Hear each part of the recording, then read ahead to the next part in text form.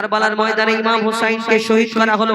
কারবালার ময়দানে কেমন ভাবে অত্যাচার করা হলো, কেমন ভাবে নির্মম ভাবে হত্যা করা হলো। কারবালার ময়দানে যখন ইমাম হুসাইনকে শহীদ করা হলো, 72 জন মুজাহিদ ছিল এবং 72 জন মুজাহিদকে যখন শহীদ করা হলো কারবালার ময়দানে, 72 জনের দেহ ছিন্ন ভিন্ন হয়ে পড়েছিল। কারোর হাত একদিকে, কারোর ওই ধড় একদিকে, কারোর পা একদিকে, এই দুনিয়ার ওই কারবালার ময়দানে, আর এক একজনের মাথা এক একদিকে ছড়িয়ে ছিটিয়ে। এবং 72টা দেহ রয়েছে, কিন্তু 71টা মাথা, সব মাথা খুঁজে খুঁজে মা সাকিনা, ইমাম হুসাইনের ছোট্ট বেটি মা সাকিনা যখন সব মাথা তুলে তুলে দেখে, কিন্তু ইমাম হুসাইনের মাথা খুঁজে পেল না। 71টা মাথা দেখতে পেল, একটা মাথা খুঁজে পেল না। সেই দিন একটা কাটা দেহ থেকে তার কাছে কি আওয়াজ এলো, কবি ছন্দের মাধ্যমে সেই সম্পর্কে অতি মূল্যবান কথায় লিখছে। দেখো, একা একা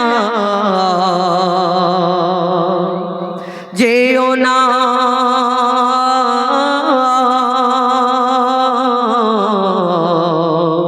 ও গো সাকিনা, অভিশপ্ত কারবালায়, অভিশপ্ত কারবালায়, অভিশপ্ত কারবালায়, শোনো গো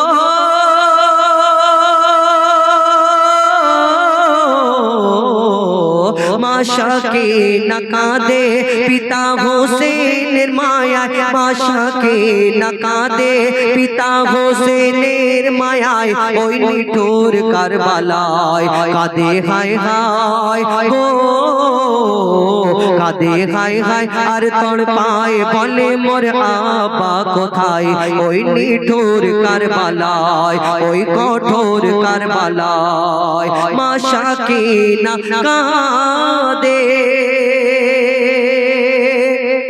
কবি ছন্দের মাধ্যমে আরো কি লিখছে দেখো, 72 শহীদের লাশ আর 71টা মাথা, 71টা মাথা, পেটি সাকিনা খুঁজে বেড়ায়, কোথায় আমার পিতা, কোথায় আমার পিতা। এক মাথা কাটা দেহ থেকে তখনই আওয়াজ আসে গো, তখনই আওয়াজ আসে, এসো বেটি সাকিনা তোমার আব্বা তোমায় ডাকে গো, তোমার আব্বা তোমায় ডাকে। মোর দেহ থেকে নিল মাথা কেটে, মোর দেহ থেকে মাথা কেটে নিয়ে গেল ওই এজিদের গোলাম, সে মারো মারওয়ার পিতার লাশ দেখে গো, পিতার লাশ দেখে সাকিনা মাথা ঠোকে ইমাম হোসেনের সিনায়, দেখে আরশ কেঁপে যায়, দেখে আরশ কেঁপে যায়।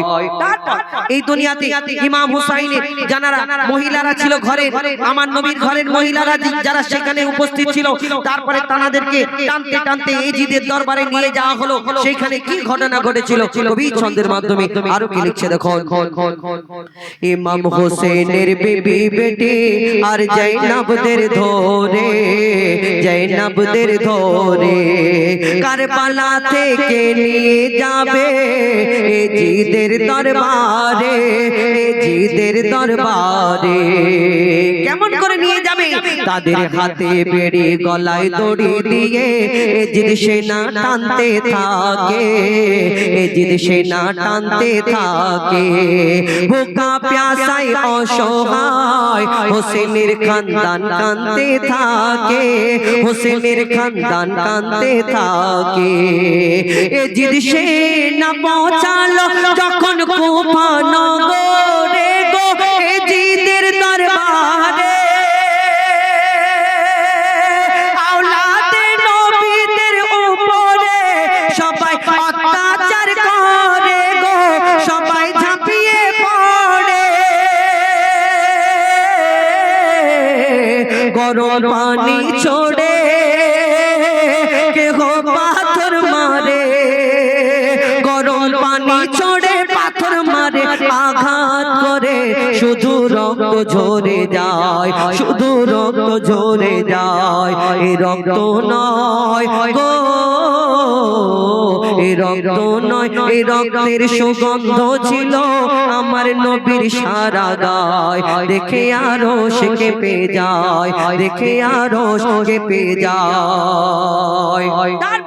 যখন সেখানে পৌঁছালো ছোট্ট বেটি, যখন সেখানে গিয়ে বললো আমরা 3 দিন খানা পিনা এই দুনিয়াতে পানি পান করিনি, 3 দিন খানা খাইনি, ভোকা পিয়াসায় অবস্থায় আছি, তখন সেখানে হুকুম করা হলো যে সিপাহীদের হুকুম করা হলো মা সাকিনার সামনে একটা শাহী খাবারের থালা দেওয়া হোক। অর্থাৎ একটা থালার মধ্যে খাবার রেখে সেই খাবারের উপরে কাপড় ঢাকা দিয়ে মা সাকিনার সামনে সেদিন ধরেছিল।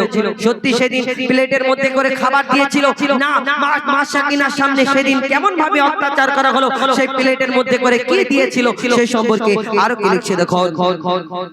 অহংকারে জিদ বসে বলে সোনার সিংহাসনে, সোনার সিংহাসনে তোমাদের মাঝে কে সাকিনা, এসো আমার সামনে, এসো আমার সামনে।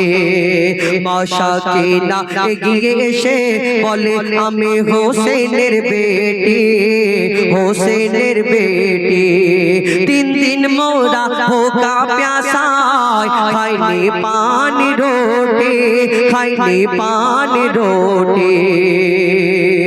এ জিদ বলে নিয়ে এসো সাকিনার তরে শাহী খাবার গো, সাকিনার তরে শাহী খাবার। এক থালার উপর কাপড় ঢেকে রাখে সামনে সাকিনার গো, রাখে সামনে সাকিনার। দেখে থালায় ঢাকা পিঠার কাটা মাথা, দেখে থালায় ঢাকা হোসেনের কাটা মাথা, দেখে থালায় ঢাকা কাটা মাথা। দেখে সাকিনা কেঁদে বেহুশ হয়ে যায়। এ দৃশ্য দেখে গো, এ দৃশ্য দেখে হোসেনের নিথর চোখে অশ্রু ঝরে যায়। দেখে জিদ চমকে যায়, দেখে আরো সে কেঁপে যায়। মা সাকিনা কাঁদে পিতা হোসেনের মায়া, মা সাকিনা কাঁদে পিতা হোসেনের মায়ায়। ওই নিঠুর কারবালায় কাঁদে হায় হায় গো, কাঁদে হায় হায় আর তোর পায় বলে মোর আবা কোথায়। ওই নিঠুর কারবালায়, ওই কঠোর কারবালায়, ওই নিঠুর কারবালায়। চল ফরমাইশ মোতাবেক ঠিক আছে, এবার ডুয়েট